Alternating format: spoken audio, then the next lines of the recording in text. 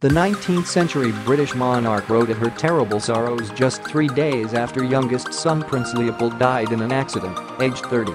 The 2-page letter is expected to raise around £3,000 when it goes under auction at Swan Auction Galleries, New York, on March 21st. Writing to the Poet Laureate from Windsor Castle, a heartbroken Queen Victoria said, "Almost all I needed most to lean on are taken from me.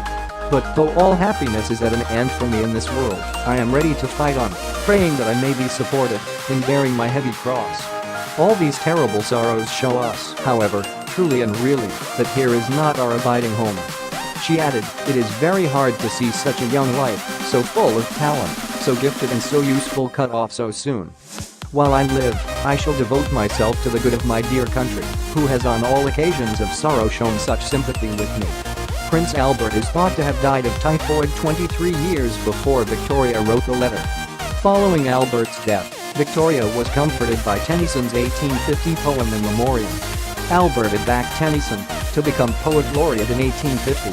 Victoria met Tennyson in 1883 and revealed to him how important his poems had been to her during dark times. Leopold suffered from hemophilia and to the south of France on doctor's orders in February 1884. He died a month later of a cerebral hemorrhage.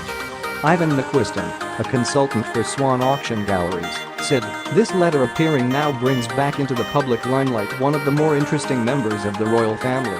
Because Leopold died so young, and he was never going to be king, he disappeared from the public's consciousness. But he was very close to his mother, and she called him her favorite son. He was particularly bright, and this was something that Tennyson recognized in him." Victoria was very taken with Tennyson. When Albert died, everybody knows how bereft she was, and she told Tennyson that In Memoriam really comforted her. You can see in her letter that, bearing in mind it was over 20 years after Albert's death, she was still referring to her loss. It was written 3 days after Leopold.